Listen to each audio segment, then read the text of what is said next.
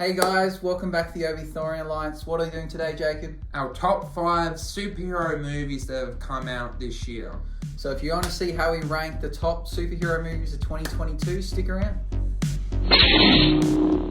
So, superhero movies. We've had some not so good ones come out this year. And one stands out. Yeah, there's definitely been a standout. So let's jump into it. Top 5. So I'll kick us off. So at number 5, I've got Black Adam, which is disappointing because we were very hyped about this movie. Well, The Rock made us very hyped about this movie. He told us it was the role he was born to play. It was going to be the biggest role he played. It was going to be amazing. I must say it was better than I thought, but it still doesn't make it a good movie. There's a few things about it that I was a bit iffy on. I think the kind of makeshift villain they added and, his role in it was probably unnecessary. There was definitely parts of the movie that were fun and entertaining, that had a lot of potential, and then I guess the potential they'd built up with Superman is kind of gone now with what's happening with Henry Cavill. So Black Adam unfortunately finishes at 5. It's something, was talked up like it was going to be the best movie of all time. What do you got at number 5? My number 5 is Thor: Love and Thunder, and it pains me to put it number 5, but unfortunately I'm very disappointed by the ending of Thor Ragnarok. Thor: Love and Thunder had the potential, and unfortunately it had too many jokes. It didn't take itself seriously enough, even though it was dealing with serious things. Like, I love Thor: Love and Thunder, but unfortunately I think, thinking critically, it is the worst superhero movie. It makes fun of Thor. Even though Christian Bale is the best thing about this movie, but even his performance can't save it, unfortunately. So at number 4, I've got Black Panther: Wakanda Forever. The movie, it was touching and there was parts of it to like, but ultimately, it was maybe their second choice for script, and this was due to what happened to Chadwick Boseman. It was entertaining. I just felt that it was a bit long for my liking. They kind of introduced a villain / anti-hero that maybe didn't need to exist in their universe. And it was like a nothing. They've had all these Marvel movies building towards what's going to happen next, and then this was just its own separate thing. So, it just felt unnecessary, but, they made it. I just didn't love it, and it's just one of those movies I don't think I'd watch a second time, unfortunately. So that's number 4 for me. In agreement with Luke, my number 4 is the same. Black Panther: Wakanda Forever. Unfortunately, I do like this movie with how emotional I got, but also, in one hand, felt really bored in some parts. Like, it's a very in-between sort of movie. It's had the most emotional movie of the year, but I felt really bored. I think the pacing is really off. Like, we knew Shuri was going to become Black Panther, but it just took really long to get there, and then how it got there, I don't know, it just felt really off. I think it would have been better if T'Challa's lover would have become Black Panther. That would have made a lot more sense. And I really don't buy that Charlotte, when she became Black Panther, would have defeated the villain, not even having any training and stuff like that. So, really good movie, but overall pacing ruins it. So at number 3, I've got Thor: Love and Thunder. Christmas. I agree with what Jacob said. I think that they had far too much comedy in there, which took away from it. But I must say, throughout the movie, I was entertained and I didn't feel bored. So that's why I like it a bit more than the 2 below it. So even though it could have been better and it was a bit of a joke, I was entertained and I would watch this movie again. I do think the concept of the God Killer was quite good. I think Christian Bale did a really great job. There is some setup for future Marvel movies, which is nice. It just maybe tone back the comedy a bit. At the beginning with the Guardians of the Galaxy was a bit of fun, and you're like, okay, this is going to be a good movie. And then when it continued on, it became a bit silly.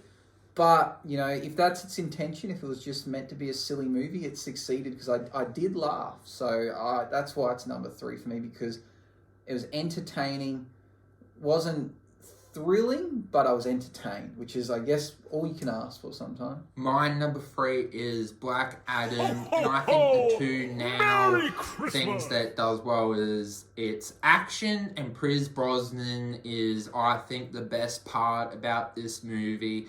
But unfortunately, I think the storyline and the whole crown and the villain of being the ancestor really drags the movie down, and how the whole female is related to needing the crown to bring Black Adam. Overall, it's a good movie, but really generic, but the action holds up. The Rock, I don't think, gives the best performance. His pitch kind of makes the movie go down, but I enjoyed it for what it was, a good popcorn action film. So at number 2, I've got Doctor Strange in the Multiverse of Madness. This movie took a different spin. It went with more of a horror-esque way of doing things, and I think succeeded. I think it, you know, set up a lot of things. It built upon, you know, previous movies and shows. It was thoroughly entertaining. I saw it 3 times, I think, at the movies with different people. It was each time I spotted something a little bit different. It's just a cool take, you know. There was a couple of, you know, silly moments or things that could have been done a bit different, but the whole concept of the multiverse is so hard to wrap your head around that sometimes you just have to accept that is it, and, you know, some things just don't make sense, and eventually maybe they will. We'll learn a bit more. They introduced a new character in America. The name itself is kind of the funniest part of it. But, you know, she was quite entertaining, you know, and it'd be interesting to see what she'll add now to the Marvel Universe. But for a movie that kind of didn't know what it was going to be, it did a really good job of it, and I ultimately really liked the continuation of the story. Scarlet Witch, I think it's one of the best stories in the universe. In complete agreement with Luke, I'm the same with my number 2, Doctor Strange in the Multiverse of Madness. I love how the storyline is, at its heart's core, is about a mother wanting to get her children and seeing, because it is the multiverse, in one other version she has children. But when you actually think about it, why wouldn't she want to get her version of Vision as well? Overall, it does a fantastic horror and doing different things and taking risks. The other problem is that it doesn't do enough multiverse things, but I would assume they'll be doing that in Doctor Strange for other projects. So really, overall, really enjoyable film. America, if you think about it, is a MacGuffin sort of character. Hopefully they improve with her moving forward, but overall, really enjoyed it. There's only really one left, and we both have the same, I'm assuming, so that is the Batman. So you want to tell us what you like about the Batman? Oh, the Batman overall does everything well. The cinematography, the story, action, and at its core, it's really a detective trying to stop a serial killer, and really, the Batman didn't have to be enrolled, the Riddler didn't have to be enrolled, it could be just any people involved, but that's at its core amazing movie, and in my opinion, the best movie of the year. I agree. I really like the Batman. I'm a huge Batman fan. I was a bit skeptical of them doing it again, but I liked that this was kind of an early Batman where he was, you know, not great at being Batman, yet he was still discovering what he could do. The fact that this was definitely more about the mystery, and it was a bit darker, where some of the other Batmans, you know, we've had the George Clooney ones that are a bit of a joke, we've had the Christian Bale ones which are very epic, but still it's not really a detective as such in that, which is, you know, a big part of Batman. He's constantly referred to as the world's greatest detective, so it was good to see his detective skills put together. We got to see, you know, solving the mystery as it went along, which was really cool, because the other Batman's not so much as it being solving a mystery. It's, you know, he works it out, and then it's how's he going to defeat them.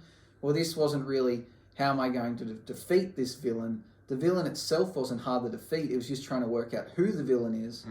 And, you know, and they gave the Riddler a really dark role, because the Arkham games kind of play him like that. In the comic books, he's a bit of a joke. In the Gotham show? Yeah, in the Gotham show, he's a bit darker. I quite like that. In the movie, when he's played by Jim Carrey, he's a bit psychotic and, it's a bit out there. I think this is a really cool version of the Riddler, and I really like how they portrayed the way he looked without having, some silly costume. Instead, he was, basically dressed as as though he was going to ambush people and be, like a terrorist kind of thing. And that's ultimately what he was. And I think they did a really good job. Like, even if it wasn't a movie about Batman, I think the story arc and what the Riddler was trying to do was really good. So for a movie I expected very little of, it came to be one of my favourite versions of Batman. Do you think we needed the Joker at the end of the movie? Like revealing who he was, you mean? Or Yeah. Do you think we needed that? I think so, because it's possibly setting us up for future movies. So yeah, I'm happy with that. Well, thank you for watching. Hope you enjoyed the video. Of course, comment down below what your list is. Share this video. Like and subscribe. As always, you are awesome. See you in the next video.